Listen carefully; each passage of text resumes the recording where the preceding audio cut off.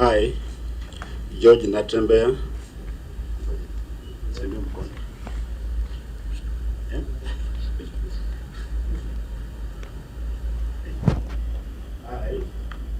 I, George Natembeya, do solemnly affirm that the evidence that I shall give before this committee in respect of the matters before the committee shall be the truth, the whole truth, and nothing but the truth. Governor, you must be a Quaker.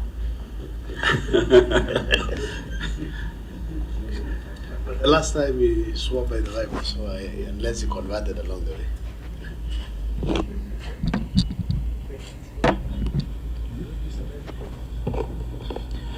Honorable Chair, I hereby table the following documents before the committee for financial year 2024-2025. Management responses and accompanying annexures on 1, Trans Nzoia County Elim Bursary Fund; 2, Trans Nzoia County Executive Car Loan and Mortgage Fund; 3, Trans Nzoia County Climate Change Fund; 4, Trans Nzoia County Youth and Women Development Fund; and lastly, 5th, Trans Nzoia County Nawiri Fund.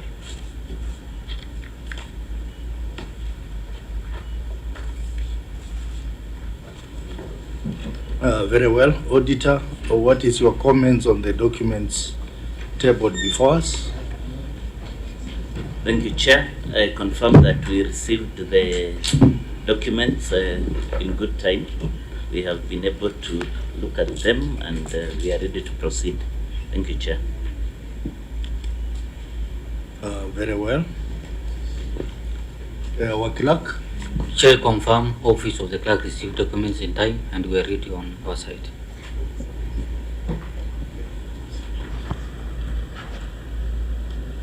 Very well. So that means we can proceed, Auditor, with the meeting.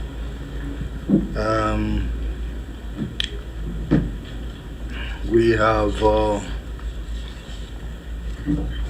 Chair, may I go on record? Please go on record. Thank you. Senator Beth Siango, a member of this committee. Your Excellency and your team, welcome. Thank you.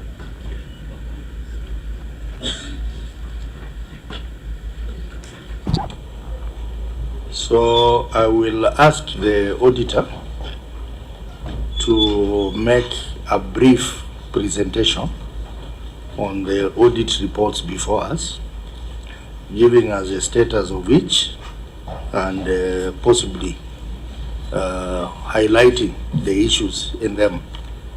And then after that, I will give directions on how we will proceed. Auditor?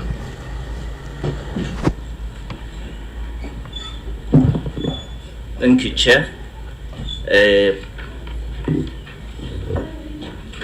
What I would like to point out is there were quite a number of issues to do with the financial statements which have been addressed. However, as you know, we can only confirm them when we do the next audit. So we would want to skip the issues dealing with the financial statements and then deal with the substantive matters of lawfulness and internal controls.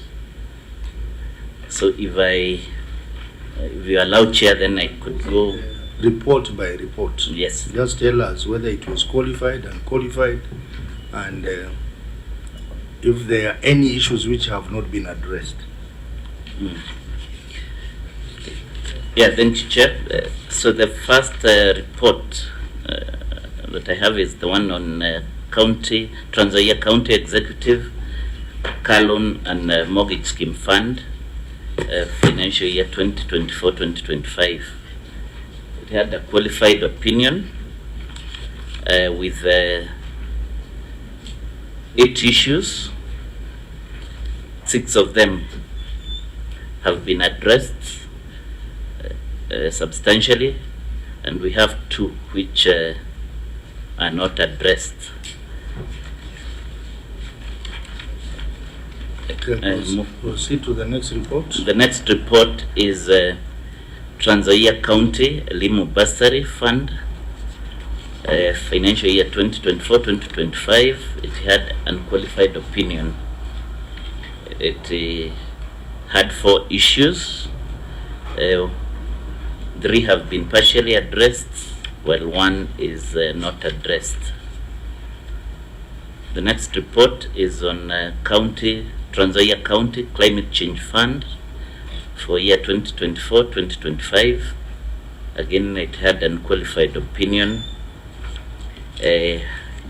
with 2 issues touching on budget and lawfulness. The 2 have not been addressed substantially. The next report is on Trans Nzoia County Nawiri Fund, financial year 2024-2025. Also, it's unqualified opinion, but had 6 issues. 1 is partially addressed, while 5 have not been addressed. And finally, we have the Trans Nzoia County Youth and Women Fund, financial year 2024-2025. It also had unqualified opinion, but with the 5 issues touching on lawfulness and internal controls, 1 has been addressed, while 4 remain outstanding. Thank you, Chair.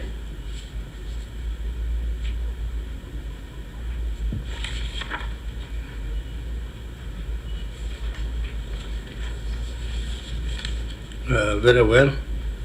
So, honorable members, in our usual manner, as it has been indicated, all the reports except the report on car loan and mortgage scheme had unqualified opinion. But there are issues that the committee would want to look at, even in the reports which are unqualified. There is a common query appearing in all those funds, the query on continued operation of the fund without renewal of regulations of approval. I think it's affecting all the funds. I think it will be important to look at that. There is also the query on budget control and performance, which is also affecting all those queries, all those funds. So we will look at the 2 queries. That is for reports which have unqualified opinion. But for the car loan and the mortgage, we are going to look at the 2 queries which, Auditor, you have said are not addressed. That is unsupported trade and other payables, and the failure to secure the loans issued. So those are the issues that we will look at, unless if there is any other issue, members, you feel that we need to look at, in addition to the ones I've mentioned. Senator Mbugua.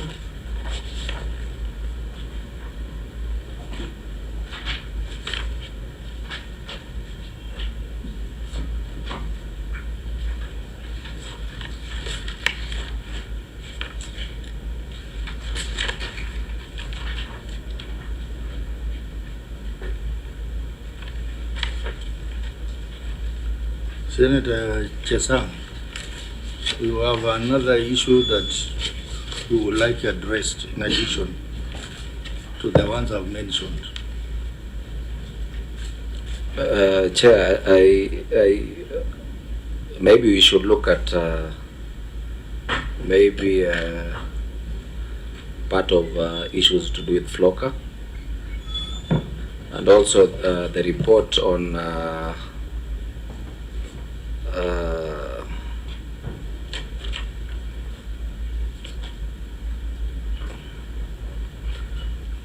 maybe the report on Youth and Women Development Fund for the financial year that ended 30th June 2025. Yes, FLOCA is contained in the Climate Change Fund. And we have said we are going to cover the query on budget, control and performance, which also affects the other funds as well. The Youth Fund, we will look at the continued operation of the fund without renewal of approval, which is a substantive issue. So, Auditor, would like us, first of all, to deal with the funds which have unqualified opinion. And I said we look at two queries, budget control and performance. It is cross-cutting the four funds, but I would like us to look at the query in climate change for budget control and performance. And the members, you can also relate to the other funds as we move on. After that, we will look at the query on continued operation of the fund without renewal of approval, which is contained in the Youth Fund, but also cross-cutting. So, Auditor, proceed.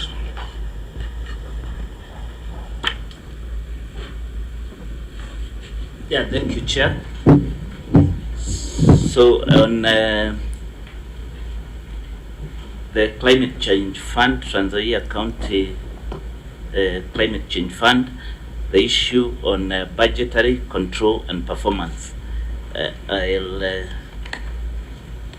read it as reported. The statement of comparison of budget and actual amounts reflects a final revenue budget and actual receipt of Kenya shillings 360,289,277 and Kenya shillings 359,985 respectively, resulting into an underfunding of Kenya shillings 9,375,292, which is equivalent to 3% of the budgeted funds. Further, the fund spends an amount of Kenya shillings 161,971,323 against actual receipts of Kenya shillings 350,913,985, resulting into an underutilization of Kenya shillings 188,942,662, which was equivalent to 53% of the actual receipts.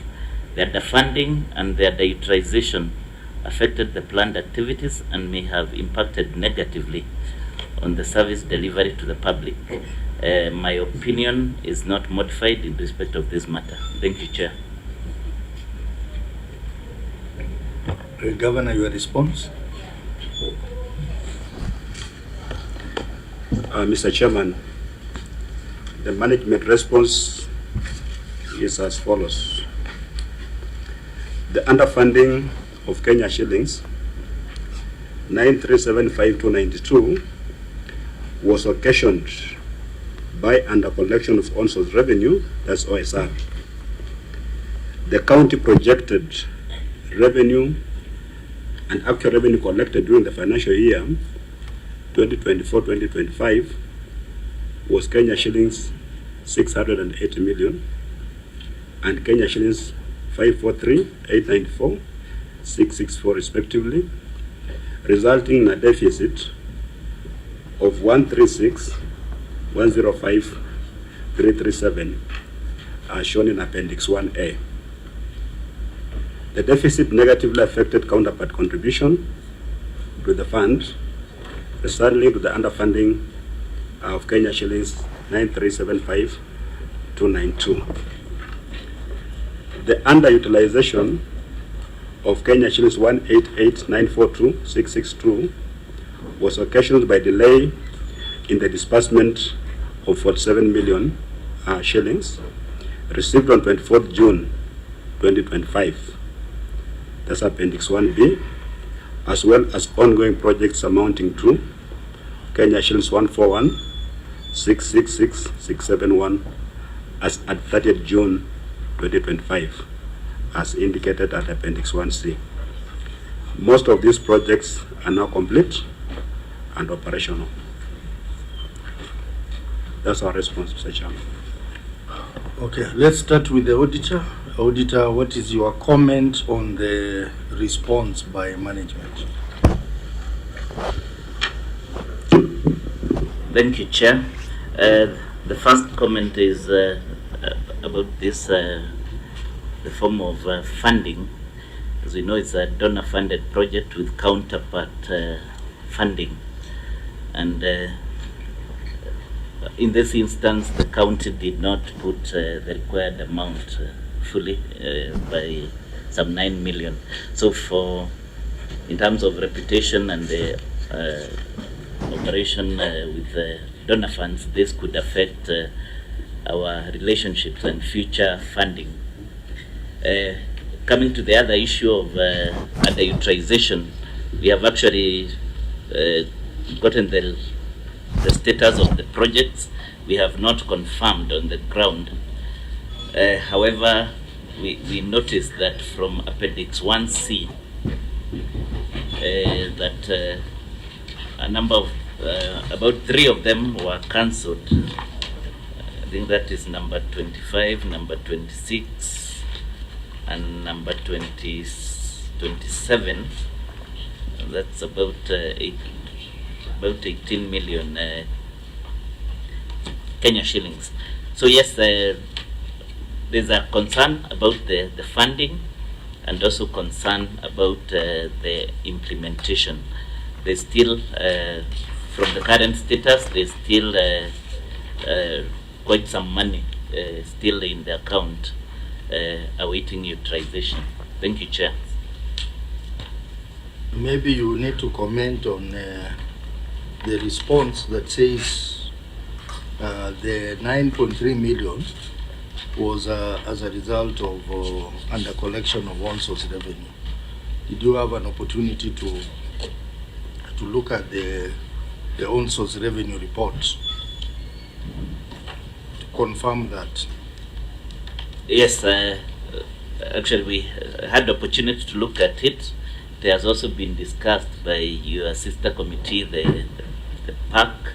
It was one of the issues of discussion. Yes.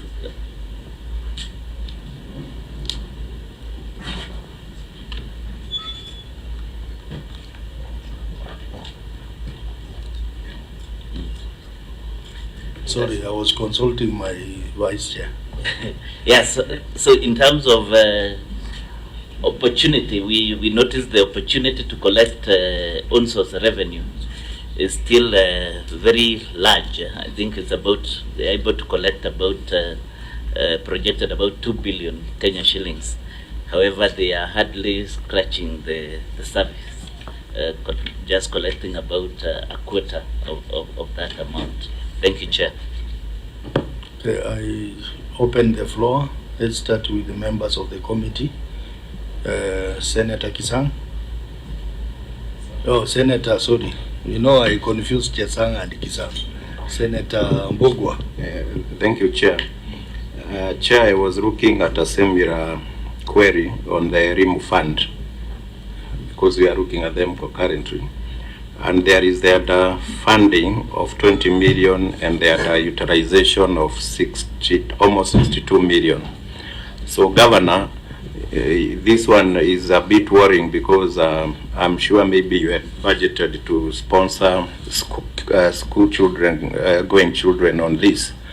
Maybe you can tell the committee what happened now that maybe you are not able to fund. Maybe there are students who are disadvantaged, and maybe the corrective measures you put in to make sure this one does not recur.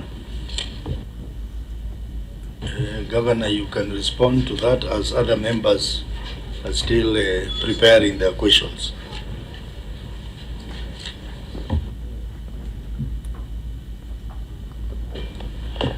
Mr. Chairman, as I've said, we had funding challenges. Some of these monies were already factored in our budgets, but because we don't receive the actual funds, because of under collection of funds under the on-source revenue, and also you recall during the demonstration of the finance bill, the president just announced that the counties are going to lose 20 billion shillings. We had already factored this in our budget, and we ended up losing 258 million shillings. So planned activities of that amount actually were affected, and we've given a report on that. Is within those reports of ours, how the on-source revenue affected planned activities. For FLOCAT, we are talking about is 9.3 million. It's number one there. For a limb bursary fund is 20 million. Of course, if you are planned to pay like bursaries for students, then you don't receive money. It means that those students either drop out or they come up with other arrangements. Sorry, the problem was of funding, not just deliberate failure to implement the budget. Any other member of the committee? A friend of the committee?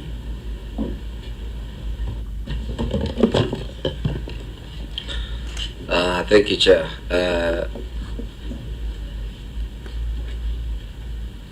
First, I want to come on record and say that maybe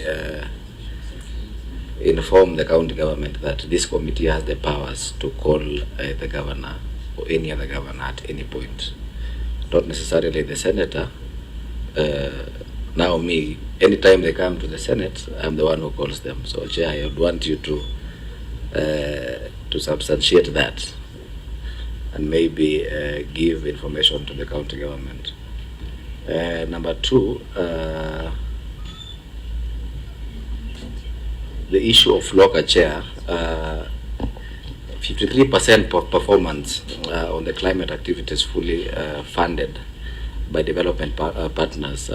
Honestly, Chair, it's a worrying trend, and this leaves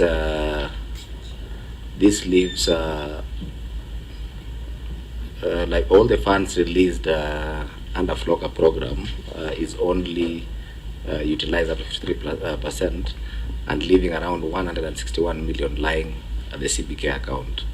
So, Chair, my worry was who is managing these funds, and as the governor appointed a team to run this fund, manage procurement function, and addresses climate-related interventions. What we are seeing is Chair, is a lip service and abuse of the Senate powers to push resources to the counties. So, Chair, I think this is a worrying issue and might leave our developing partners, the connection with the county governments, whereby we might next time lose trust and miss these funds as the county. Okay, one, I want to clarify that this meeting has been convened by the Cpic committee because it's a statutory requirement for counties to appear before us to respond to audit issues as per Article 229 of the Constitution. So I think as a governor is consulting. Senator Eddie, you want to say something? At least my name. Oh, I had forgotten. Well, just to be on the record that I'm probably in this meeting. My name is Eddie Gisheru Okech, Senator from Migori County, and Vice Chair to this committee. Governor, you are welcome together with your team. I know there's been a lot of tension going on here and there, but nothing that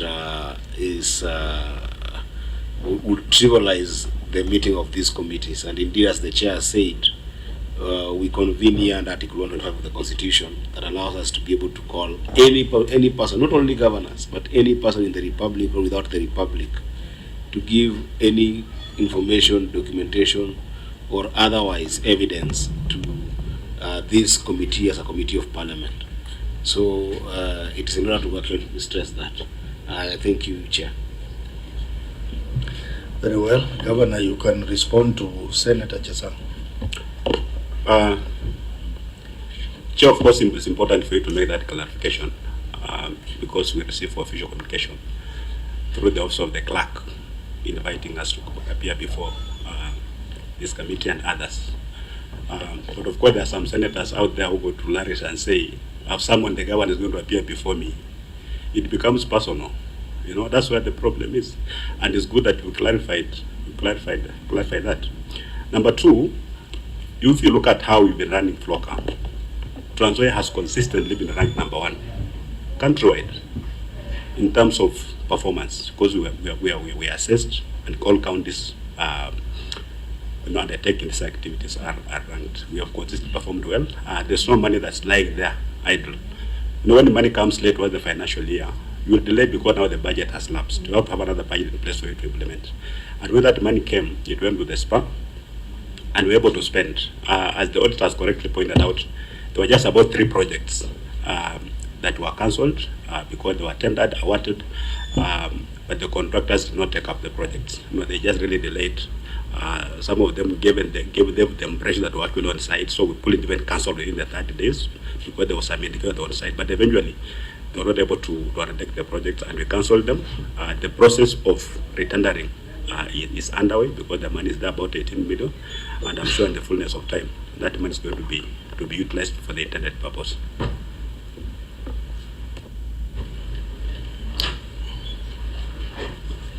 Any other question, honorable members?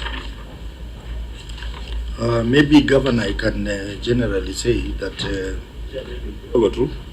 I wanted to give the exact figures for those who were affected by Elim Bursary Fund, as asked by Senator Mbugwa. 2,319 students, tertiary students, and 9,815 day scholars were affected when the bursary was reduced, when the budget was reduced. So I wanted to say that all the funds that we have here have an issue with the budget control and performance. Yes. I know there are issues that are to do with the receipt from national government, which comes late. There are issues to do with shortfalls in on-source revenue. But the PFM requires that the budgets must be realistic. So I think those who are preparing the budget for the funds must try and be realistic based on even past record, that some of these funds will come in late or there will be a shortfall. So because the auditor will continue raising this query if the budgets are not, if there is no budget discipline. Yeah, so you budget what is realistic, what can be achieved, what can be collected, and what can be spent. So honorable members, let's proceed to the next query. Of course, we are looking at cross-cutting queries on the funds. The query under the youth fund, continued operation of the fund without renewal of approval. Auditor? And as you note, this query affects all the other funds. So take note of that and look at the responses.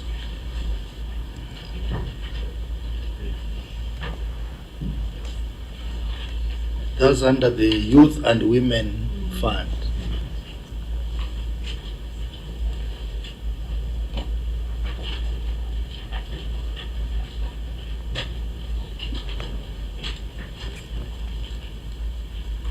Thank you, Chair. I wish to read that title, continued operation of the fund without renewal of approval. The Trans Nzoia County Youth and Women Fund was established in 2014 with an initial approval for a period of 10 years. However, the fund has continued to operate beyond the period without evidence of renewal of approvals from the County Executive Committee and the County Assembly, contrary to Regulation 197(1) of the Public Finance Management (County Governments) Regulations 2015, which provides that initial approval for the establishment of the county public fund shall be for a maximum period of 10 years, beyond which the County Executive Committee and County Assembly approvals shall be sought. In the circumstances, the management was in breach of the law. Thank you, Chair. Governor, you can read your response, and maybe after reading your response, you can comment on the other funds also, which have a similar query. Thank you, Mr. Chairman. Our response to this query is as follows: that there was a resolution to shut down the fund, this particular one, referred to Appendix 2 in this report, and therefore there was no need to renew approvals from the County Executive Committee and the Assembly Committee and the Assembly for the same.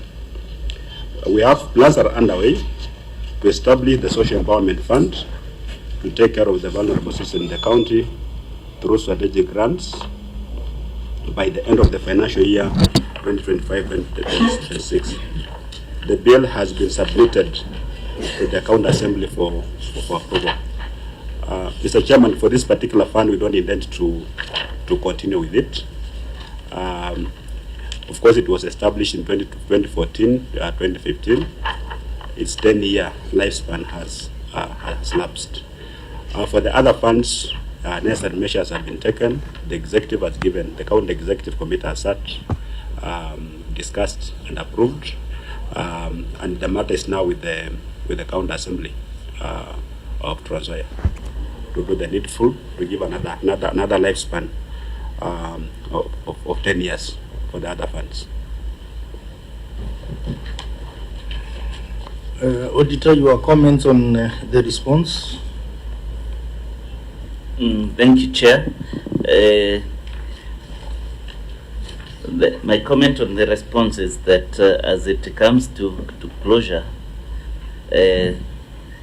we have a number of issues, especially the long outstanding loans, which amount to 75 million in a different query. So it might go down with funds that of course belong to the citizens. So that should be taken into account even as the fund comes to a close. Thank you, Chair. So maybe, Governor, you can comment on the issue raised by the auditor on the, I think is the outstanding loans, past historical loans. That observation, Mr. Chairman, is correct. The amount of money that was given to the people of Trans Nzoia was about 102 million shillings over 10 years ago. The repayment rate has been very bad. Actually, I think only 37 million has been paid in that period. 75 million hasn't been paid. But as we prepare to wind up this fund, we are going to look at how much of the remaining 75 million is recoverable.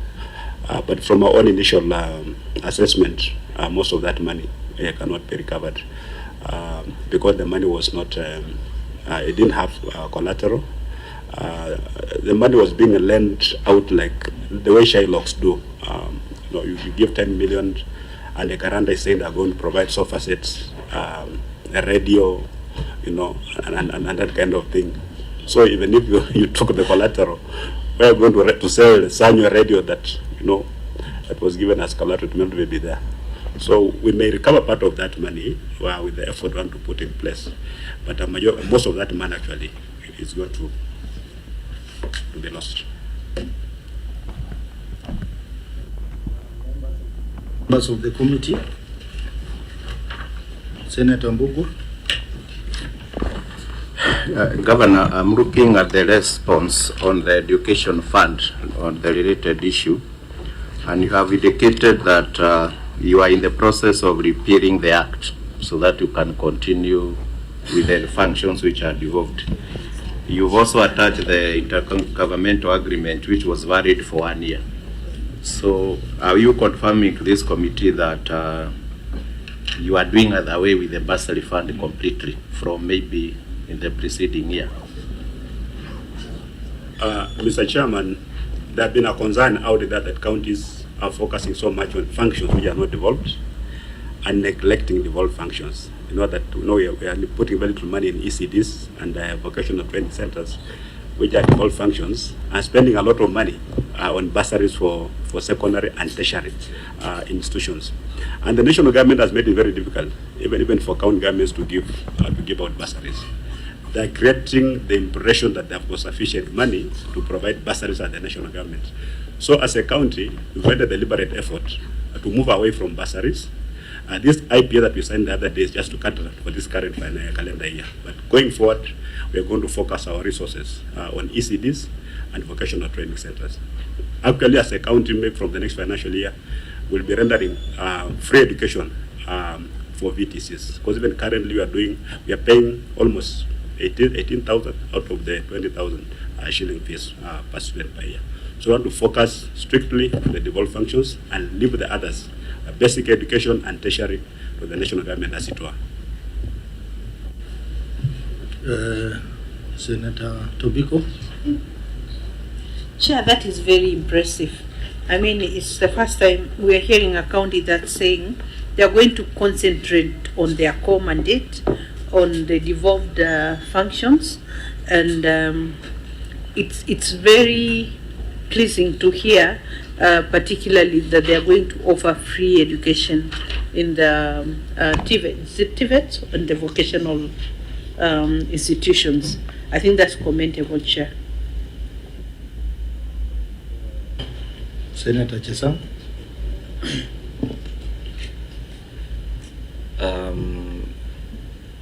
Chair, for me, I think, let me go back to the same Women and Youth Fund. I think, Chair, the management is still in breach of the law, and of course continues to demonstrate poor management of funds. So, Chair, the action taken, including the issue of the demand letters. The demand letters, Chair, are dated October 2025. If you look at, so just going through these documents before we got here, Chair. The demand letter dated October 2025. This is 1 year after conclusion of the audit by the Auditor General. Further, Chair, the appointment of the team manager, the team to manage the same was done in February 2026, this year, Chair. So the observation by the Auditor General that there is total management collapse with no documentation is correct, Chair. If you look at the dates, it shows you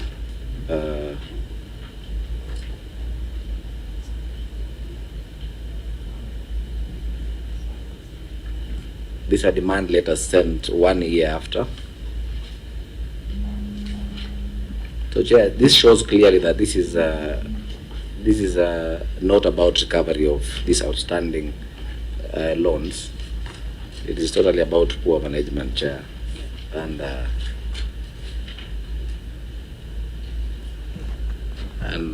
lack of proactive management by the county.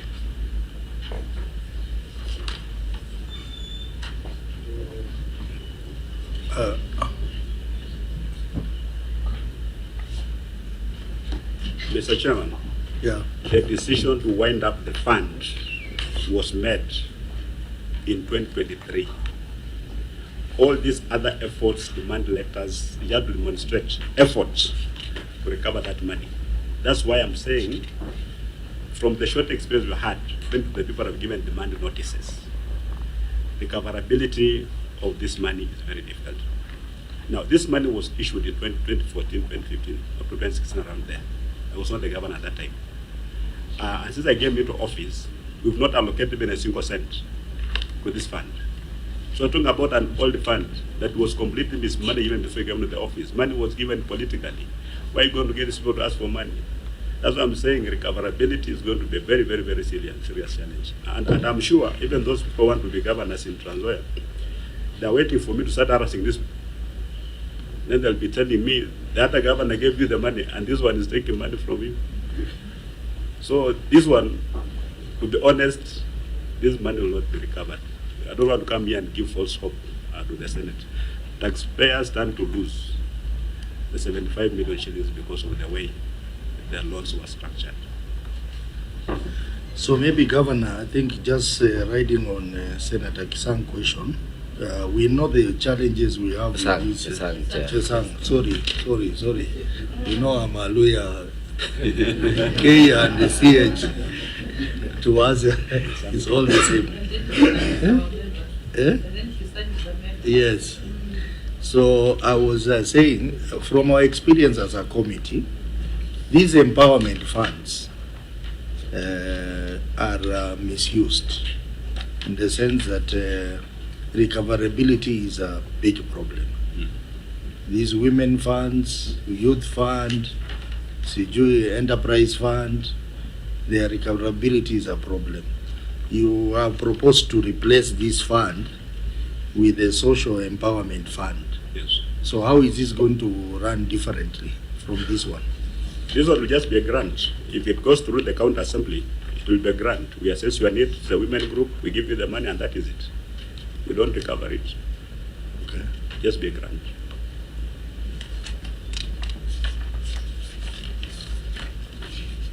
So, Chesang, you still have a question? Proceed. No, Chair. The same way governor is talking about debts that were left by other governors, the same way these other governors also left other infrastructures that the governors who are present benefit from them.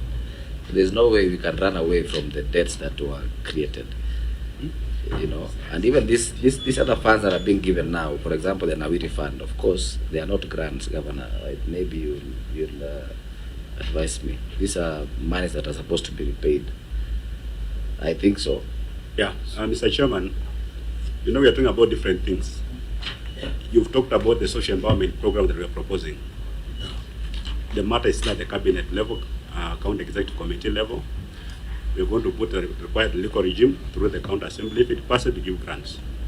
Nawiri is actually addressing the challenges of the women and youth fund. We will just give people money to go and do business and pay. And when they go out there and they run into challenges, then they can't pay. But for Nawiri, we are giving you government funds. And then we give you a government tender. So as we pay you, we recover our money. So losses there is not, the government can't lose. Because our money, we are giving you a tender, we are the one paying, and we are recovering. So that one is meant to cure the challenges of the youth and women fund. Okay, so what you are saying, this in Nawiri now is going to be, all these other funds, the youth fund is going to basically be absorbed into this Nawiri. They have already given way, the youth women fund has already given way to Nawiri. And Nawiri was also there, but we've reconfigured it, rejected a bit, so that with what I've just said, that departments provide attendance, and then the Department of Trade, where the fund is domiciled, will give the money. So when we pay the contractor, we recover the money that Nawiri provided. And so the issue of saying you gave out money and it was not recovered should not arise. So, honorable members, any more query? Senator Chesang?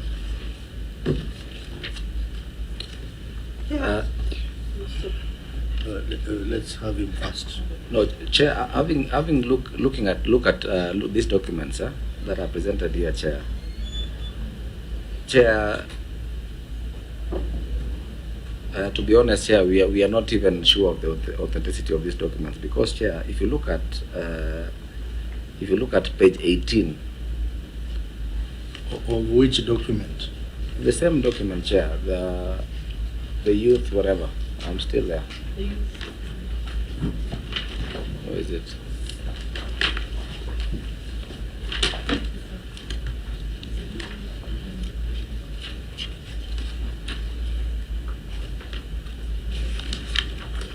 Page 18, those are minutes. Those are minutes. Chair, if you look at those minutes, Chair, I want you to look at those minutes and advise me if they relate to the period under review.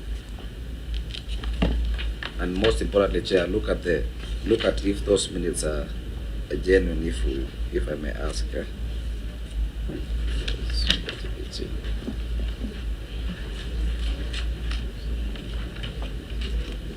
Chair, if you look at this meeting, Maybe you can point out in the minutes the specific let's issue. look at, Chair, how many minutes were undertaken to manage the fund effectively? How many minutes?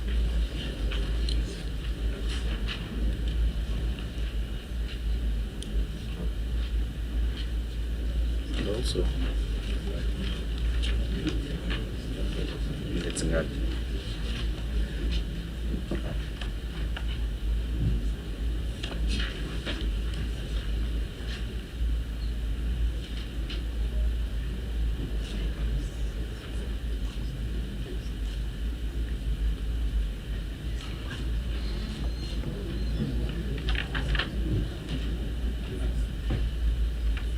maybe you can guide us to the specific matter in that minute. No specific matter. I'm just asking how many minutes were done, were undertaken. So Yeah. you're asking about the number of minutes that were Meetings that were Meetings. undertaken, yeah. done. Okay, Governor, you can respond. Mr. Chairman, the report on page 18 that the Honorable Senator is referring to is in response to a substantive issue on page 8, where we are just confirming that indeed an internal audit function was done, and those are the minutes of the internal audit committee.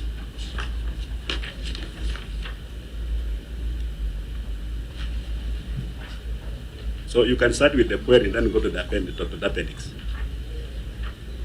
Because referring to the appendix, not looking at the query, then we miss the point.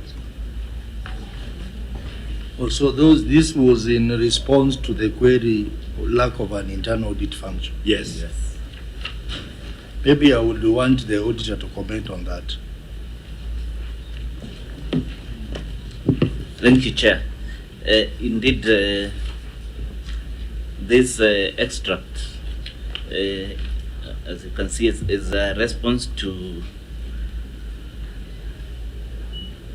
query 2.1 on the lack of an internal audit function, and I think the county government is trying to show that the internal audit function actually exists, including the audit committee, and some of it in the work plan, even though the work plan is not may not be attached, because we wanted to confirm that they actually discussed the issue of the women of the county youth and women fund.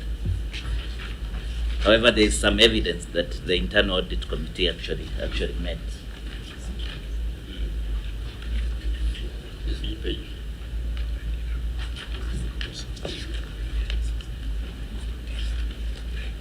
And maybe Senator Chesang, you can look at the other documents attached to that. The audit engagement letter, the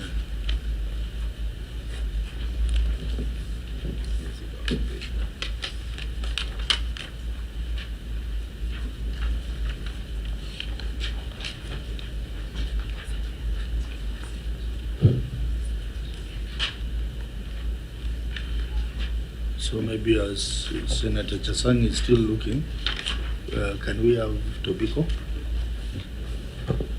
Yes, Chair. My concern, and I wanted the Office of the Auditor General and maybe Control of Budget to tell us what happens in a case like this where the county is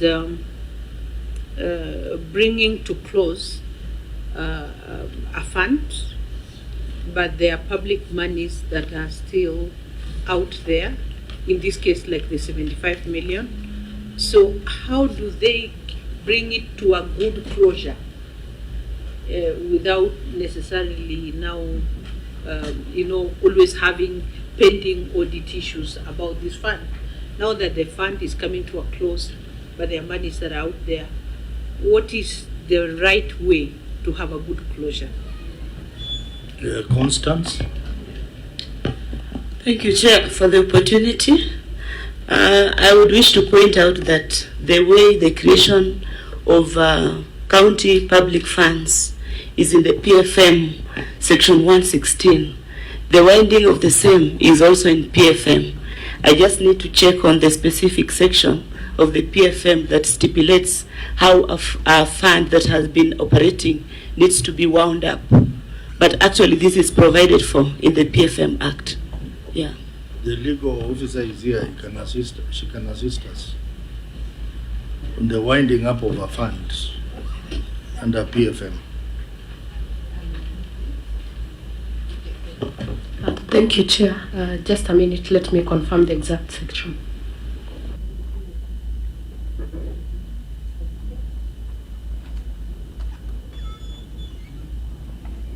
As you are checking, Governor, maybe you can tell us the status of the bills that you have forwarded to the County Assembly. What are the timelines? How far?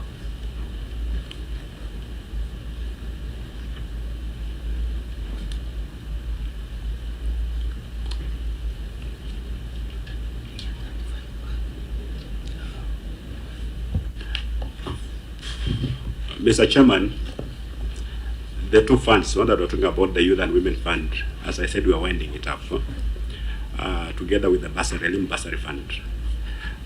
For the others, we submitted the bills to the Assembly 1 month ago. We believe by the end of this financial year, we should be done. Okay. Legal officer, are you ready? These things should be on your fingertips. Any other member with a question related to that query? Senator Chesang? Have any additional query on that? No, Chair, at this point, the governor has responded and said that that money can never be paid, so there is no effort of following up the repayment of that money. So I don't think I have any other additional question. Maybe we move forward to the next query. Mr. Chairman, maybe you can assist us. The money is out there, and I've given the challenges we're facing. Are there any proposals on how we can recover that money? Given that the money was almost given out without any collateral. As I said, mattresses, radios, a bed, because it's 5,000, and the guy has not, what do we do? Let's hear what the law says, and then we can give directions. Chair, there are two issues here. The first one is winding up of funds, and the second one is on recovery. On recovery, the statute of limitations provides for 6 years for recovery of contractual debt. So in this case, the county may face some challenges if they try to go the legal way, because 6 years have already lapsed from the time when these funds were advanced to the individuals. Secondly, on winding up, section 116, the one that... On that point, 6 years. So you are saying since 6 years have elapsed, then the funds are not recoverable? Yes. Because 6 years from the time the person was supposed to repay. So assuming the person was advanced the monies, let's say in 2014, then they had some repayment conditions that were given. Let's say the repayment was monthly. So from the time the person defaulted, 6 years from that time, recovery action should already have been commenced in a court of law. And if it is not done within that time, then the person who had borrowed can use that as an argument to say that the county slept on their rights to recover this money, and usually the courts will be reluctant to enforce any action to recover such kind of debt because of that laxity in recovery. So just continue. On winding up of funds, this is provided for in section 116. First, 116.5 provides that the CEC member for finance may wind up a county public fund with the approval of the county assembly. And 6 provides that on winding up of a county public fund, the administrator of the fund shall pay any amount remaining in the fund into the county exchequer account, and the county executive committee member for finance shall, with the approval of the county assembly, pay any deficit in the fund from the county exchequer account. So they need, in also 7 provides that the administrator now will need, of course, to prepare accounts and submit those financial statements. And how the fund was established also, when we look at subsection 9, the law that was used to establish the fund should have provisions on winding up, which should be consistent with what I have read there. So these are the ones that the county would need to be able to legally wind up the fund. So check what the provisions of the law provided. So the specific county government, county legislation that established the fund needs to have provisions saying that to wind up the fund, this is what needs to be done. So that is what needs to be adhered to before the fund can be wound up. So it's not just failing to make any allocations to the fund, but following that procedure. From the accounting perspective, Dr. Ndungo, maybe you can advise what do they need to do so that they do a smooth process. Chair, I may not have the exact procedure, but I think it is stipulated in the PFM Act.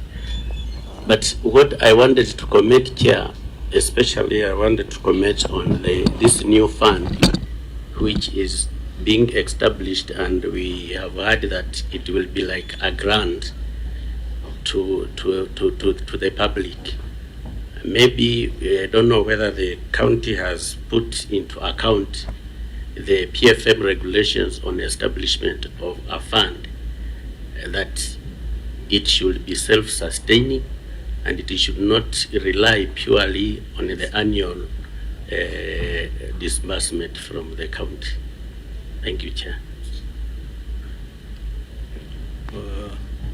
I think as an accountant, there is a process of write-off. Is a process of declaring debts as bad and doubtful debts. That's what I expected you to say also. Is that a route they can take? Because you know the elephant in the room is that how do you handle the 75 million accounting wise? So the process of declaring a write-off. Maybe you needed to tell us about that as well. Chair, in writing off, they need to establish the bad debts which they want to write off, and of course it has to be approved by the county executive so that they write off with the clear reasons on, meaning that they have used all the possible methods to recover the money and it cannot be recovered. I think that is what I may say, Chair. Maybe Governor, you can comment on the first issue he has raised about compliance of the new fund to PFM in as far as the issue of grants is concerned. Mr. Chairman, the matter is now before the Assembly, and I'm sure all these matters are going to be canvassed there. But in our thinking as the executive, we wanted to provide just a kitty to make funds available every financial year to assist people who are vulnerable. You know, sometimes we forget why devolution was established. You know, it was meant to take resources to the grassroots, and some of these structures that take resources to the grassroots are very hostile to the ordinary folk there. Look at the Egypt now, for instance. How does an old woman in Morocco, for instance, participate in the tendering process the way it is? It's very, very hostile. So how do these people get government? How can they have access to government funds, even just to boost their small businesses? That's why we are saying we can provide some small funds that's going to be used as a grant. Use 100 million or 50 million. Once we give out that money, we'll just make sure that at this business they're operating, we provide a bit of advice, expert advice on how to run these businesses for these people. If it goes against the law, of course it will just die. It will not go anywhere. If we say we are providing free money is against the law, then of course we cannot operate outside the law. On the issue of the Women Fund, Mr. Chairman, we've decided just to, and the process that's been said in law is what we are following. Because the chief also came and said this money is not being paid, tabled the matter before the county executive committee. We made a resolution. Now the matter is going to go to the county assembly. And you can see we're still making some efforts to recover the money. We are doing an audit. So we want to see what's recoverable and what's not recoverable. But we must put an end to this, because there are people in the county who were there in 2014 when this money was being given, and they know who was given money and has not paid. So they still got out there in the villages and harassing people that want to kukujia, you know.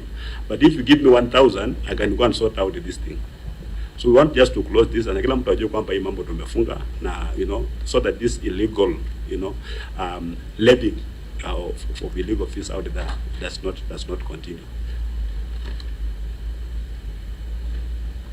And of course, this empowerment program will just focus majorly on people living with disabilities,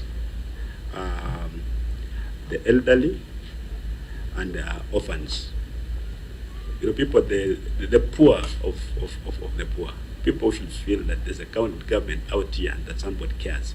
You know, that we can give somebody some boost, you know, without really putting a lot of conditions like a bank, the way we are doing some of these funds. Very well, Senator Chimera, put yourself on record.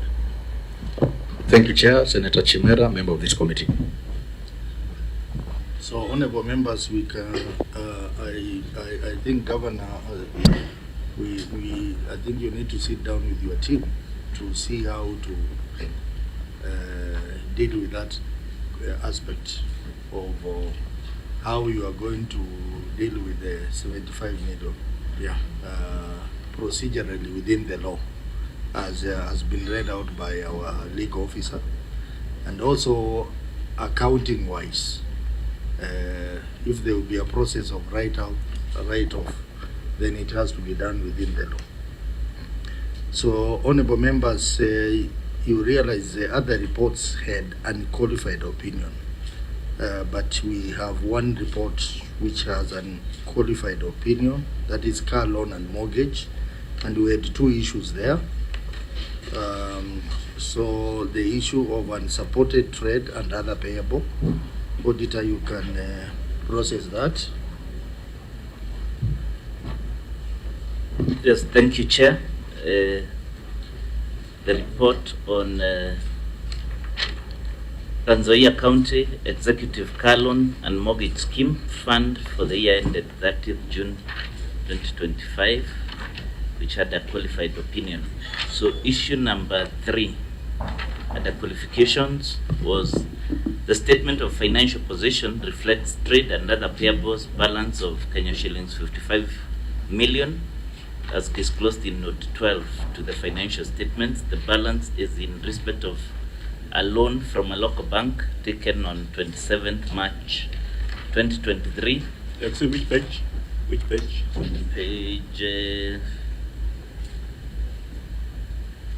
Page 3. Page 3 of the audit report. I think it's on page.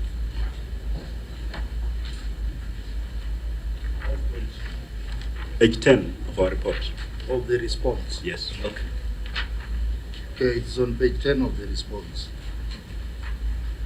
Yes, so if I may proceed, saying the balance is in respect of a loan a loan from a local bank taken on 27th March 2023 for provision of administration services to the scheme fund, out of which it provided Kenya shillings 50 million to the fund. However, the management recognized the liability into the financial statements at a higher amount of Kenya shillings 55 million, hence increasing the liability by an additional Kenya shillings 5 million.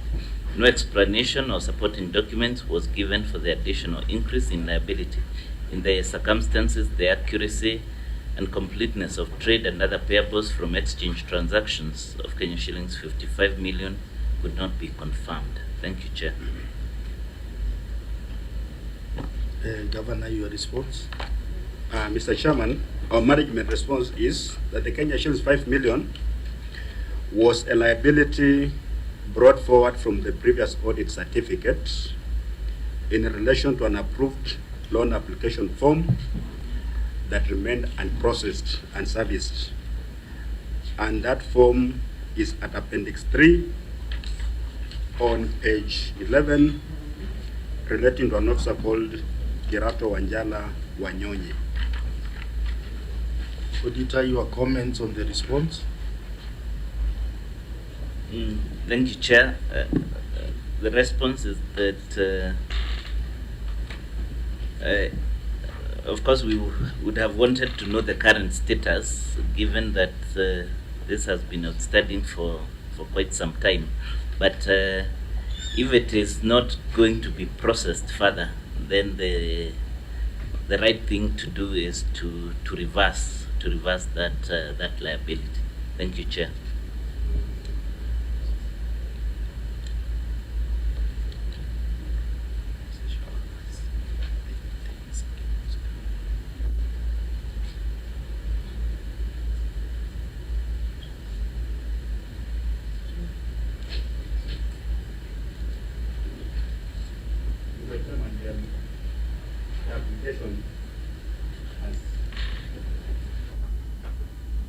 The application has since been processed, and I think the officer will be receiving his money next week. You realize that initially this car loan and mortgage fund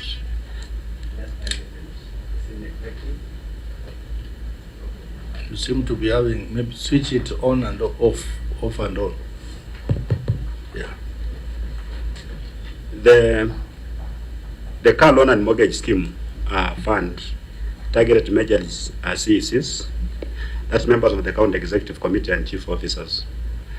Mr. Wanyonyi is the Director of Finance.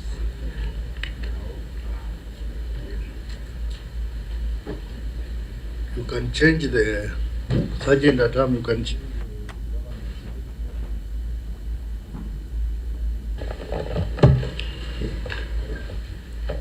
and because this fund is evolving and people are repaying, we've decided to expand it to cover other members of staff who are interested in buying a house or buying a car, and that's why the directors are now being considered as we move down. Auditor, you have any further comment on that? We shall keep it in view now that the Governor has confirmed it's being issued next week. We shall keep that in view in our upcoming audit. Thank you, Chair. Oh, even as you keep it in view, I think if it's being issued next week, you can give us the evidence so that, because you are doing our report writing before end of the month. Maybe before end of, can we get it today? We can even get it now. Kirato can send it. It can be sent right now, Mr. Chairman. Yeah, you send to the clerk. Okay.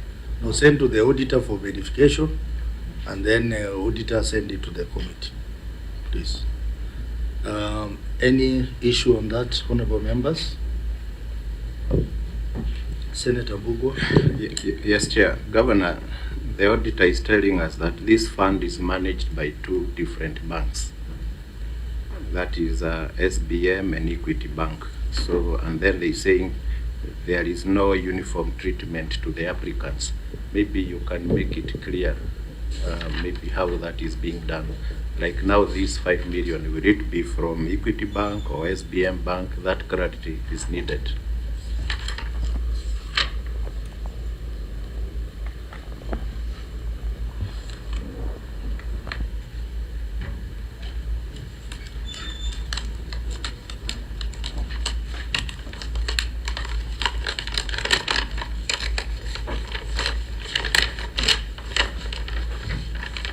The money that is at SBM is catering for the county executive committee members, and the money at Equity Bank is going to cater for other staff, starting with directors.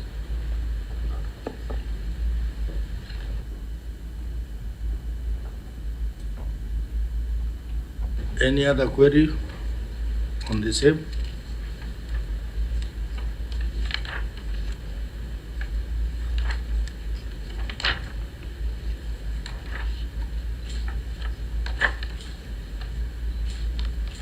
If there is no any other honorable members, they have indicated that they are going to send proof of the 5 million as soon as possible, and we will await for that. Meanwhile, the auditor, you will keep an eye on that.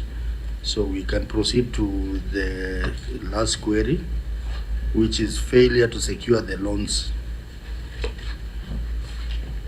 Thank you, Chair. Failure to secure the loans issued.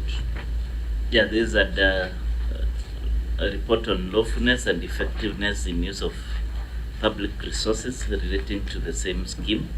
So, failure to secure the loans issued. Review of the records revealed that the fund had loan portfolio totaling to Kenya shillings 192,465,000, which comprised of a car loan amount of Kenya shillings 11,700,000 and mortgage of Kenya shillings 180,765,000 that had been issued to 35 officers. However, the minutes of the approving committee were not provided for the audit. In addition, the loans issued did not have securities, contrary to Regulation 17(1) of the Trans Nzoia County Executive Car Loan and Scheme Fund Regulations 2023, which provides that a county government shall have a charge registered on the property financed through a loan granted under these regulations, and shall be entitled to have its name entered in all documents of title of such property. In the circumstances, the management was in breach of the law. Thank you, Chair. Governor, your response? Mr. Chairman, our management response. The application forms, committee loan approval minutes were provided for audit review during management response to management letter. We have our evidence at Appendix 6A.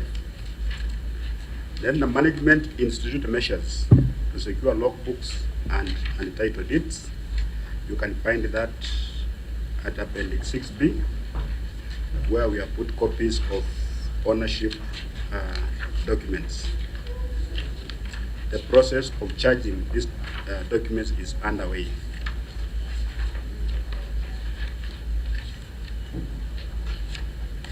Auditor, your comments on the response. But Chairman, as we said last time, this was an oversight because this one is a prior issue, a prior year issue. We accepted that there was an oversight, and we promised that we're going to have this collateral. And as you can see, we have started collecting them, and the process is ongoing.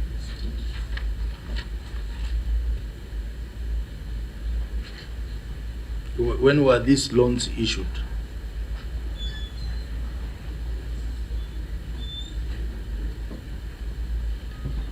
from early 2023. Okay. Auditor, what is your comments on the response? Thank you, Chair. We have actually gone through the minutes of that approved the loan, so I can confirm that we now have verified the minutes.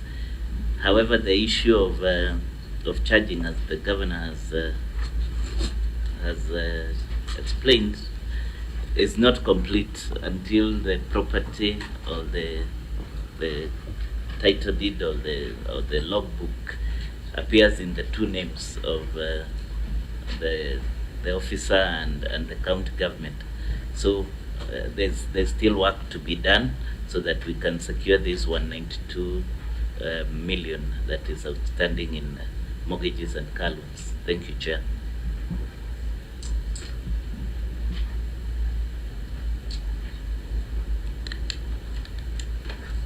Do I have any question from members?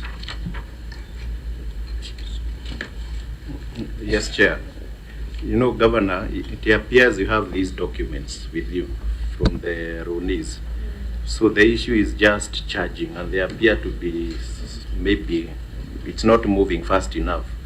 And in this committee, we've had instances of people who got loans, they disappeared, the counties are unable. So why is it taking too long to charge them?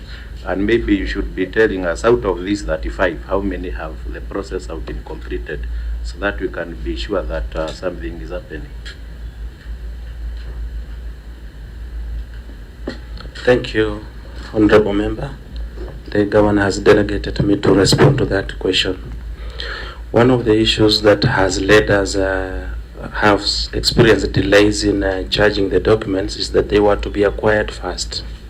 The nature and the amount of loans we were issuing, first, they were not consumerate to the properties that are being bought. So staff were also having some additional resources for them to also acquire the titles. So the process of acquiring the titles and logbooks took a little bit long. But to cushion us on that, the bank is, we engaged the bank, who are the administrators of the mortgage scheme, and they secured those loans through an insurance. Thank you, Chair. As we await charging of the titles. Thank you. Yeah, I think you need to, as Senator Mbugu has said, the charging process is the most important one. And you need to give priority to that. Maybe you need to tell us how much timelines do we give you to charge this. I want to see whether that timeline is within the time that we have as a committee. Yeah? Chair, you will allow us to engage with the auditors in the next audit cycle. They can be able to report the significant progress we will have made. Okay, so you are giving a commitment that this query will be fully addressed by the time we do the next audit. Yeah. Or the progress will be very impressive.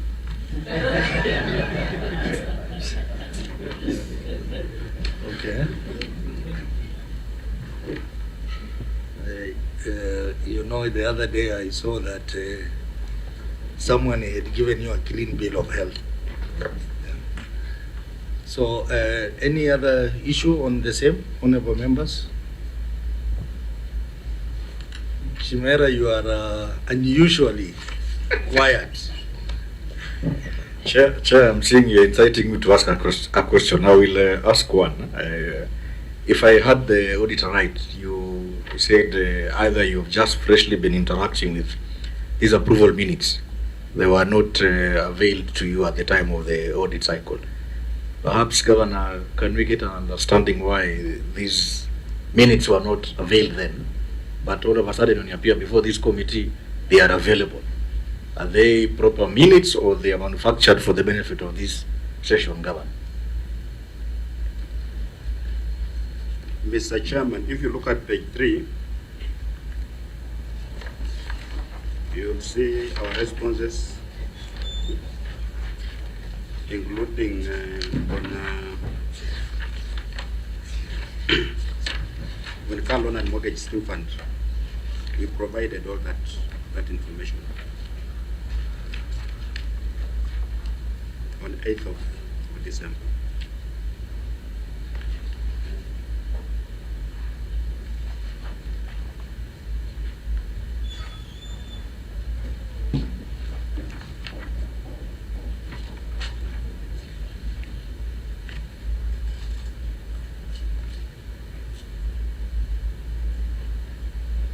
Auditor, this is a letter from, it never got to you.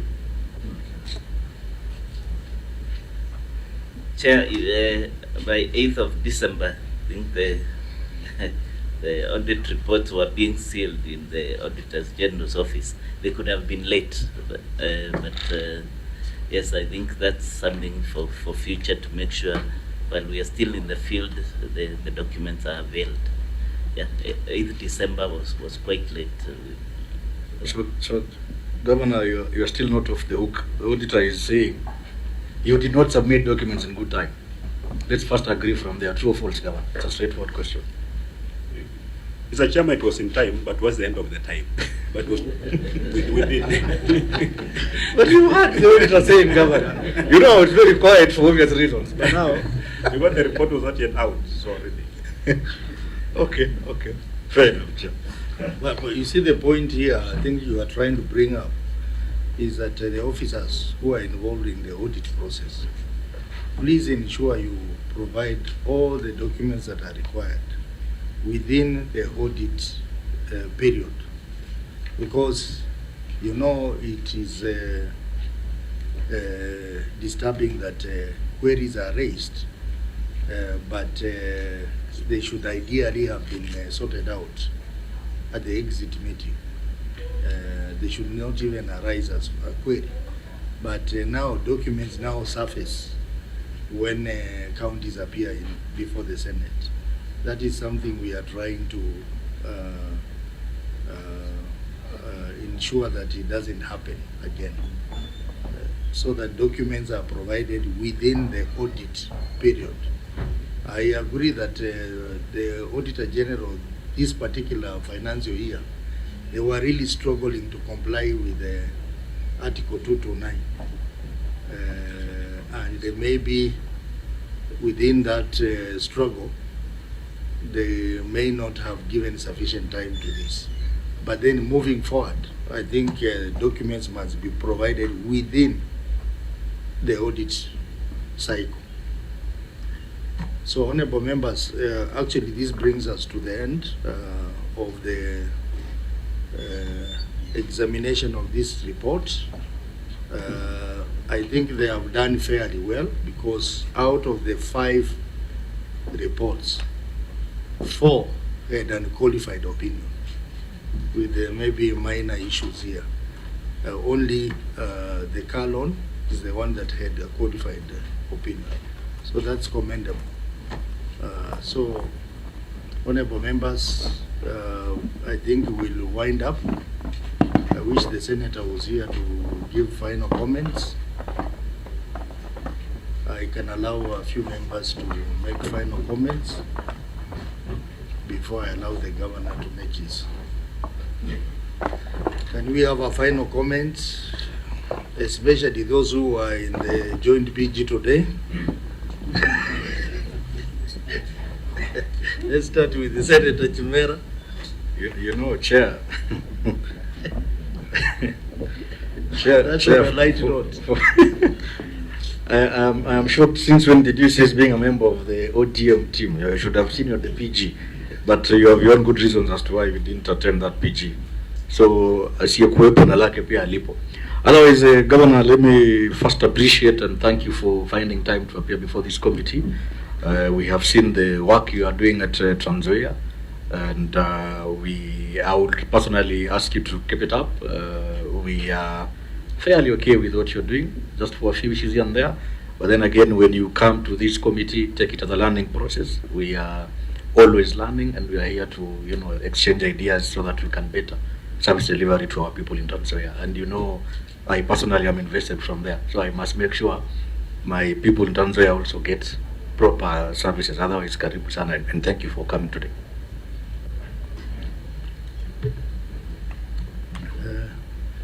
think there are no comments. Let's have final comments from Governor.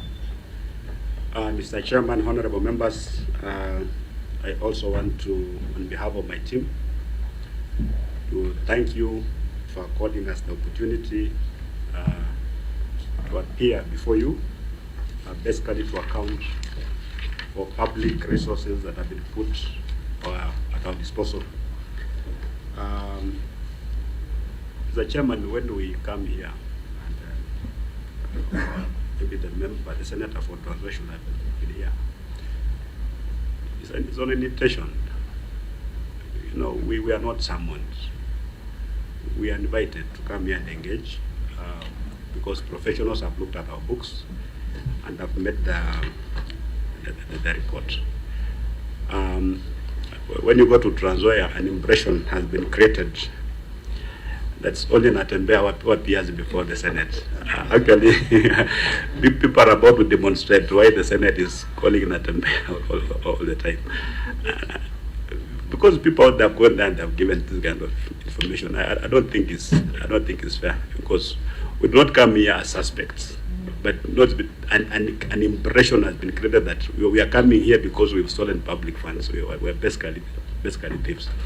And you look at our report, you know, and a qualified report basically means that really we've done very, very well. Actually, should be kudos. And we've strove to ensure that that happens. The idea of misuse of public funds, for us as a country, that opportunity is not available. And of course, we weren't even for Cpic. Like last time we appeared with the Cpic, and the question was, why are you here? You remember, you know, because really there were no issues. But when you leave, somebody wants to give a slanted view. You know, somebody will have their people here, you know, taking videos, and it appears as if it was a kind of cross-examination. You know, that somebody was asking a question and I was reporting. You know, basically just being malicious. Chairman, as a person, I can be accused of so many things, but I can't be accused of doing a shoddy job. In my entire life, I can't stand now. We put effort in all these things. You can ask my team. I sit down with them and we look at these things as a count. Sometimes when we translate, just looking at these issues. So the idea of somebody wants to create an impression that we can be shoddy, that one is far from the truth. Otherwise, on behalf of COG, because the issues, the politics out there, we are going to appear before all committees of the Senate because the law requires us to appear before the committees of the Senate, except one. Until those issues are sorted out, Mr. Chairman will not appear before that committee. They're threatening to send policemen. Policemen are just our people. We know them. They can come and bring me here by force. I'll come and sit here and I'll not talk. So the cops would force me to speak. So let us just resolve those issues and interact as the devolution family without creating unnecessary, you know, conflicts that have been affecting your role as an oversight body of this government. I thank you. Thank you, Governor, first of all, for honoring our invitation. We were very much concerned some few weeks back when we were told that but now I think things are normalizing. We are now beginning to see good attendance of our meetings. I can only guarantee that we try to be very professional. We are politicians, but we try to be very professional and very reasonable in our approach in this committee. So I think that will continue being our spirit as long as we exist as members of this committee. The issue of invitations are made to the governors to appear before us. It only becomes a sermon when the invitations are not honored as per our rules 3 times, and then the committee can make a decision that now that a particular witness has failed to come 3 times. In the wisdom of the committee can summon. But when we invite governors, we don't summon them. There is a difference between invitation and summons. Those are two different things. So I think this is important clarification to the people, the public outside there. And number two, the oversight committees of the Senate, that is PAC and Cpic, our invitations are based on Article 2 to 9 of the Constitution, which is a constitutional requirement that counties appear before us to respond to issues in their audit report.